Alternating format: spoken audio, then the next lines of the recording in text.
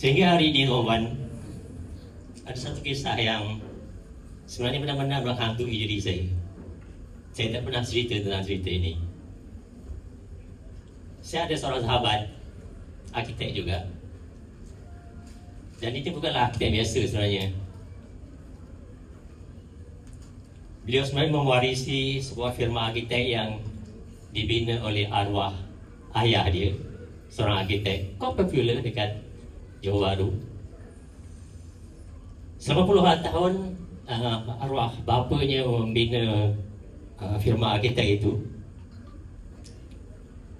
membina pelanggan dan membina reputasi, of course. Apabila ayahnya meninggal, firma itu diserahkan kepada anaknya, kerana anaknya qualified arkitek, untuk anaknya meneruskan legasi keluarga yang telah dibina selama itu. Tetapi nyawa usia sahabat saya ini tidak panjang. Dia meninggal pada usia yang agak muda juga, tak tua, tak muda. Jadi ini adalah part yang sangat menyentuh hati saya lah. Firma tersebut, tuan-tuan, yang telah dibina sekian lama, terpaksa ditutup sebab the principal submitting personnya sudah tidak ada, sudah meninggal.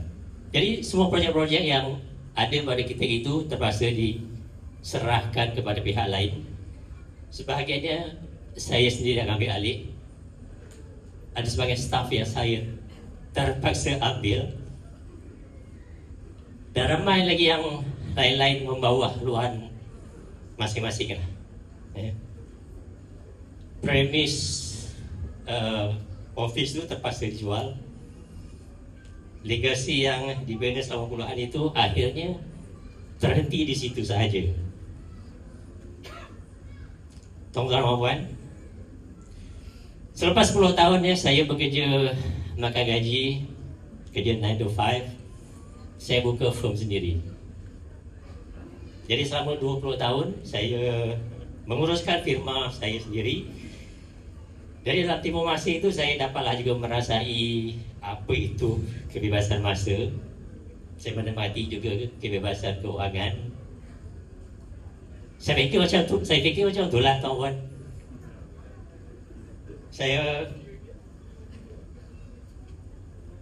Tetapi selepas peristiwa sahabat saya tadi, saya sedar satu perkara lah. Yang sebenarnya saya bukan mahu membina sebuah firma. Saya sebenarnya mahu membina satu legacy. Saya mula mencari aset perniagaan yang bukan sahaja bernilai, tapi yang boleh diwariskan kepada keluarga, kepada generasi saya yang berikutnya. Jadi pencarian saya itu membawa saya mengenali public gold. Pada usia saya 56 tahun, membuat 56 tahun, saya menghadiri satu program jutawan jutawan emas leadership training. Pada itulah kali pertama saya bertemu bersemuka dengan upline introduce saya, Tuan Hafiz, tahun 2019. Di mana masih saya pun lupa. Kat mana itu kan? Setapak dia orang tua dia senang lupa. Sebenarnya niat asal saya cuma nak belajar saya lah tentang emas, tapi apa yang saya temui sebenarnya jauh lebih besar daripada sekadar belajar tentang emas. Saya belajar bagaimana cara untuk membina aset, bagaimana cara untuk menjadikan dana persaraan, dan yang penting sekali, tuan-tuan, mengajar saya untuk membina satu perniagaan yang sebenarnya boleh dimanfaatkan oleh keluarga kita selepas ketiadaan kita. Sangat besar maknanya bagi saya, tuan-tuan. Jadi saya mula menyimpan emas secara konsisten dan mula membangunkan bisnes babi gold. Ketika dunia berdepan dengan pandemik COVID-19 tahun 2020, tempoh hari, saya sebenarnya merasakan memang benar-benar mendapat manfaat daripada apa yang telah saya usahakan sebelum itulah. Despite saya dapat ramai banyak ramai kawan-kawan saya yang terpaksa tutup kedai, bercuti panjang, lay off pekerja menyediakan. Saya tak sebut lagi tentang kawan-kawan saya yang meninggal kerana COVID. Dahsyat sekali ya. Tapi saya yakinlah, sekarang saya yakin bahawa saya telah mengambil satu langkah yang betul lah, dengan melibatkan diri dalam bisnes public goal ini tadi lah.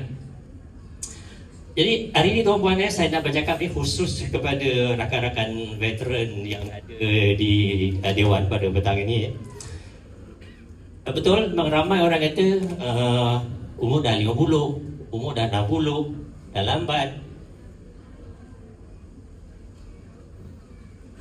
Minta masa sikit. Saya tak percaya macam tu, tak percaya. Sebab saya sendiri start pada ketika saya berusia 56 tahun.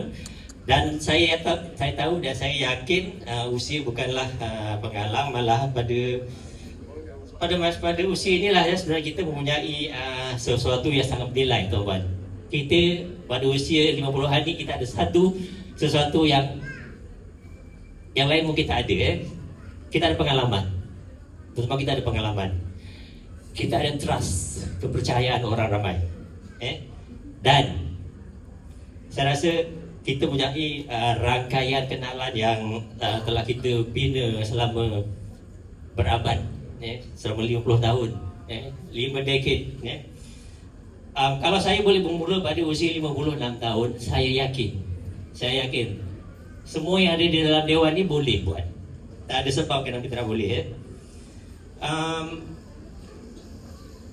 Jadi sebelum saya mengakhiri perkongsian ini lah, tuan-puan, saya nak ajak tuan-puan semua melakukan satu perkara, satu saja. Berilah peluang pada diri sendiri untuk belajar. Belajar, tuan-puan. Kalau tuan-puan ada ego, simpan ego tu dalam gocek sekejap. Keep your ego in your pocket. Datanglah ke program-program learning kita, ke PLT, datang, join. Datang dengan fikiran terbuka, belajar, fahami, kemudian baru buat keputusan sama ada nak buat bisnes atau tidak. Sama ada tuan-tuan nak bina legasi tuan-puan sendiri ataupun tuan-tuan sekadar nak meninggalkan kenangan ego tuan-puan untuk anak-anak. Pilihan, the choice is yours. Okay.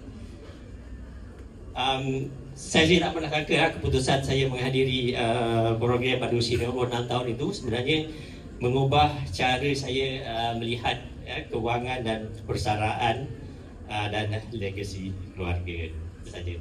Sekian, terima kasih. See you next time.